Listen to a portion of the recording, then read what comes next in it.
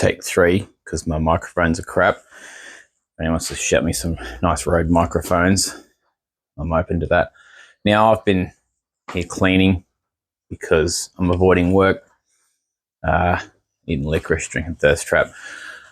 I'm avoiding work because you know the score on this thing. I need to get it back on the ground so that I can weld this cage in. And originally the plan was to rob the struts out of that and smash them in here because of my coilover saga, which I'll go into in a second. But the other thing there has factory front suspension in it, which doesn't come out easily. Normally, you know, if it's a coilover, they're quite a bit shorter. You can just undo this pinch bolt, undo the sway bar link, undo the 3 bolts in the top, and there's enough here that they can just slip out, providing that they're not seized in here. The other option is I can continue on the cage, cutting bars and getting it in here, which brings me back to another problem I've got, which is project creep. You'll remember me saying, if you've watched that video, not to change your mind midway through a job. Just stick to the plan, do it exactly as you originally envisioned. And I've been doing that so far, and so far I'm happy. I'm glad I haven't changed from that. One thing that I've always liked is a double X in the back, particularly in the back legs. So from here up to there, and from there back down to here. It just looks tough. Like it's a nice look. It harks back to the old, like, you know, street strip cars that had half cages with X's in the back windows and that kind of thing. And this car's never going to be fast enough or heavy enough to require a double X. It's just extra weight. I've put extra weight in a car in the past, and it's like nearly 40 kilos of cage, and I just hated it. It was just more bar work than it required. It was a pain to live with. And like I said, it doesn't need it. A single X is all it's required, and that's probably enough. So I'm trying to avoid doing that and project creeping. Plus, when I'm loading up for the track, I also like to store stuff in this area here. It's quite large with the bars pushed all the way up. I usually put a couple of spare tires in here, and you know, because of the X bracer, they can't slide forward. Also the jack, I've got a tub that fits on the floor. It's got all my oils and then mini toolkit and stuff in it. So I might just go with an X in the center here. It's not a heck of a lot of extra bar work. It's the extra few kilos. It's only going to be safer, and I can probably live with it. It's kind of a compromise between looks, weight, safety. So I've kind of been thinking about that too while I've been sitting here. And I know you guys don't care, but I'm taking you along for the journey, so I may as well include you in the journey. I hadn't actually intended on recording. It's hot as balls here, and I couldn't be bothered doing my hair, so you're just going to have to look at this manky strut while I talk to you. This is a factory strut. Obviously, it's a pretty good Bilstein. It's not very old. And it's, as you can see, they're quite crowned on top. And obviously the strut tops are the same. They're quite crowned. Now I've never seen one that's not, so I don't know if it's factory or not. I don't believe it is. I believe they are actually supposed to be flat and they just bend. There are reinforcing plates that you can buy to reinforce those strut tops. I obviously make my own. I haven't done some on this car yet because, you know, whatever. I will though. But anyway, yeah, so that's, just thought I've mentioned that before. I just thought I would actually show you that. Now I'm going to try and put factory struts in here because it's what I've got on me. And I've alluded to this in the past, but if I shove this all the way up in here, so it's all the way up, and you can see we're quite a ways off of getting that in there.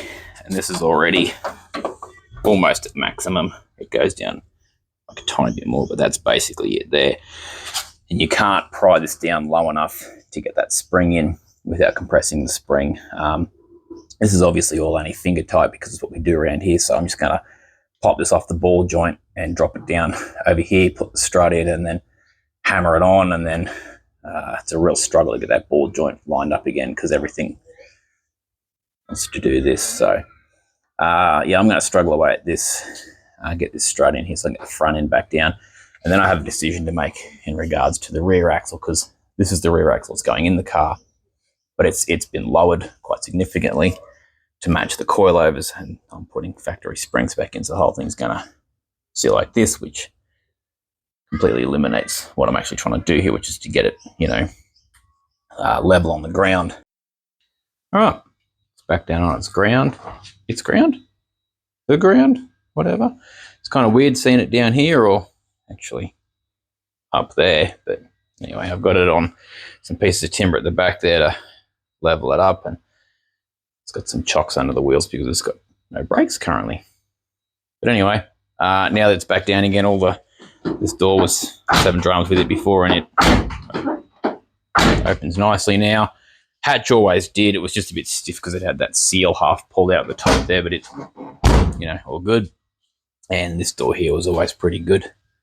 And, you know, that's just what they do. Funny, when I was putting it back together, so it's got no dampers in the rear.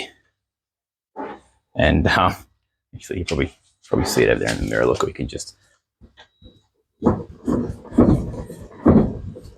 Yeah, that's kind of funny. Actually, I called them dampeners in one of my old videos, and I don't think anyone actually picked up on it. That's a bit of an homage to one of my old tutors, actually. He used to really hate people using the wrong terms for things. He used to say they're not shock absorbers. They don't absorb shock. They damp movement of something. To damp is to slow, basically. To dampen is to wet something. So I used to call them dampeners because, being Australian, my favourite pastime is taking the piss. So it just sort of became a habit to call them dampeners. They are dampers, not shock absorbers. I know that, you know, I like stirring people up. So now that the car is back on its wheels, we can weld the roll cage in fully. So I'm going to go around and around and around in circles doing a bunch of measurements. And why are you on the piss? Speaking of being on the piss, you like whatever gimbal things. Yeah, so I'm going to go around and around and do a bunch of measurements, get it exactly where I want it, and I'm going to burn it in, despite the fact that it's hot as balls, despite the fact that I am extremely, extremely tired. I've been excited about this for weeks, and I'm going to do it. I'm going to weld this cage in, and we can work on the rear bars, get them in, hopefully today, maybe not. But anyway, let's hope I don't screw this up. Wish me luck.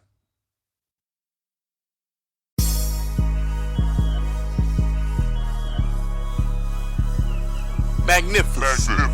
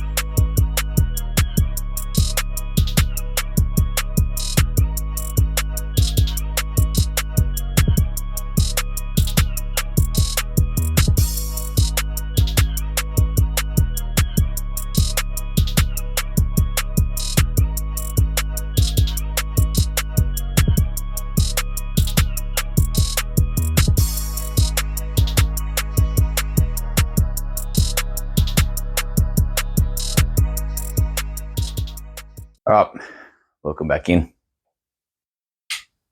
Previously, we were welding the cage in, but I ran out of gas. Got more gas now.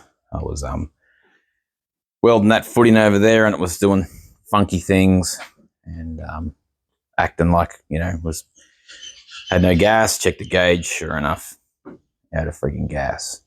So I also made a bit of a judgment error in not tacking those plates down when I welded the tube to the foot, because I welded it on there pretty hot. You can see it's lifted the foot up a little bit, so I got a bit of a nasty gap under there I got to weld up, but whatever, we'll get it done. So I don't know how well you can see it. Let me zoom in over here. I can't even focus on that. But yeah, it is what it is. But anyway, more importantly today, I actually managed to catch a BOC while they were open. Got myself some dry ice. Dry ice, at least in Australia, is pretty hard to get a hold of. Some bait shops sell it for fishermen. I found the most reliable source is BOC, the industrial gas supplier. They do welding and stuff, and you just call them ahead, make sure they got it. They only got a limited amount each week, and sometimes they run out. So don't touch it with your bare hands, obviously. Throw on some welding gloves, you're fine. Do not put it in an empty Coke bottle with some water and shake it up, because I didn't say that. Yeah, throw it in, wait till it cracks, hit it with a hammer. You've seen it done before. I'll put you up on a tripod so you can watch the magic. Let's do it.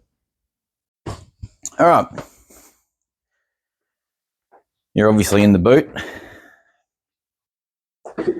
Now, for a little patch like this, you don't need a heck of a lot. You can get away with about 1 kilo.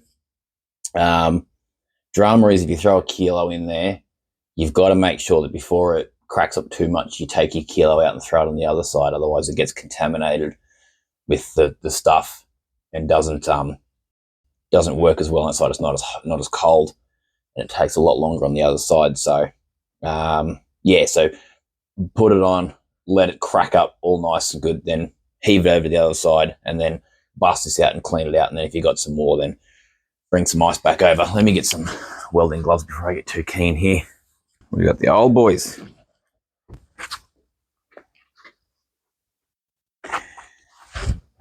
New ones are obviously inside. Okay. Let's just upend. That's way much. Way much a lot.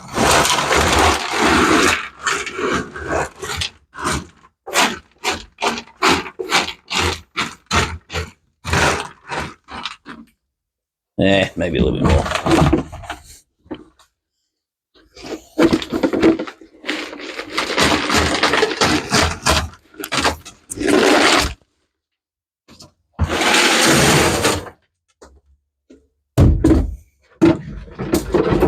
Last time I got, I think I was being cheap. I think I got 1 kilo. It's about $15 a kilo. I think I got 1 kilo or 1.5 kilo or whatever. And it was enough. I got it done. But it was only just enough. Starting to crack already. It was only just enough. So this time I sprigged and got 2 kilo, and that's probably about 2 kilo there. He's giving me a lot, so that's good. We'll give us a hot minute to crack up, but you can hear it working already. And then this being carbon dioxide, it's actually a frozen gas. It melts away to just nothing, but there is a little bit of water in it. It's not all carbon dioxide. Obviously, it's not 100% pure, so you will end up with, it is a little bit wet when you're done, you know, but not a huge amount of water.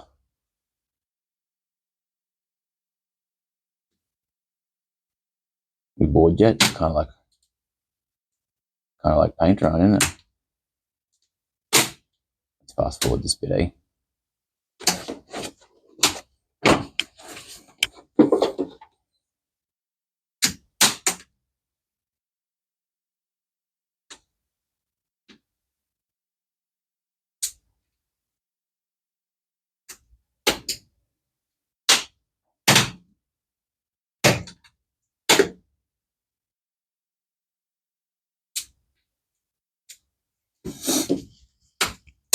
Another way to look at this too is $30 a good investment to save 1 kilo of weight? Probably not. These cars don't have a lot of sound deadening in them. It's only this patch here, and it's actually not too bad to get off. You know, better built, more expensive cars obviously have a lot more sound deadening, a lot more weight. You can get like 5-10 kilo of sound deadening out of some premium vehicles. It's probably a lot more worthy of this sort of treatment. But I a lot of it is I don't like it there, just because if I try and do anything in this zone, you know, it's in my way. Like if I want to put the battery here, I've got to weld the strap down or whatever.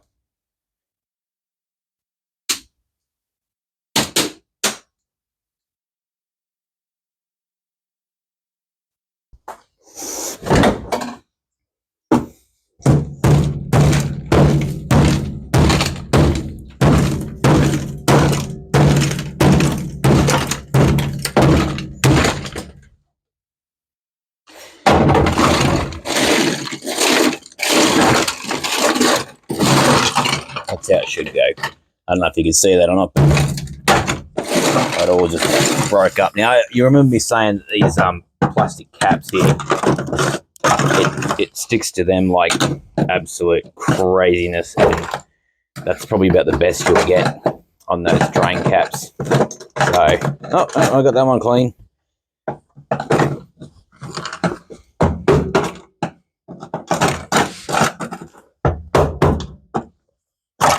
Here we go with this one.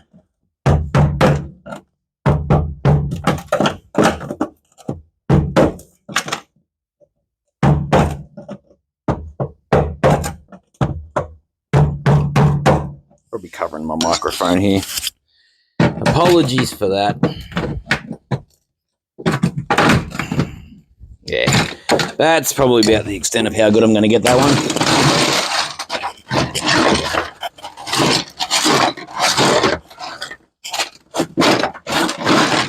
Dunzo. Let's get the other side going.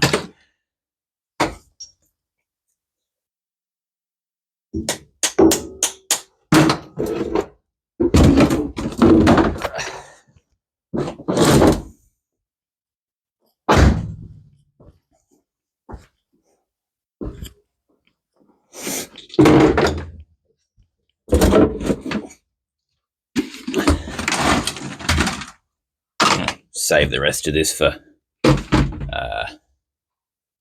science reasons.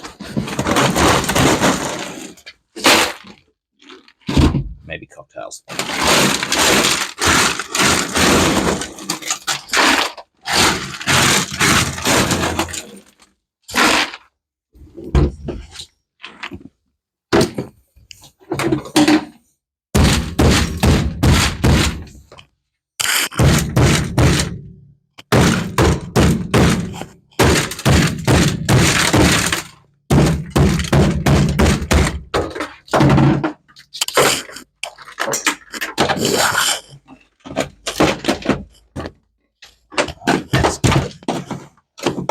That's got it.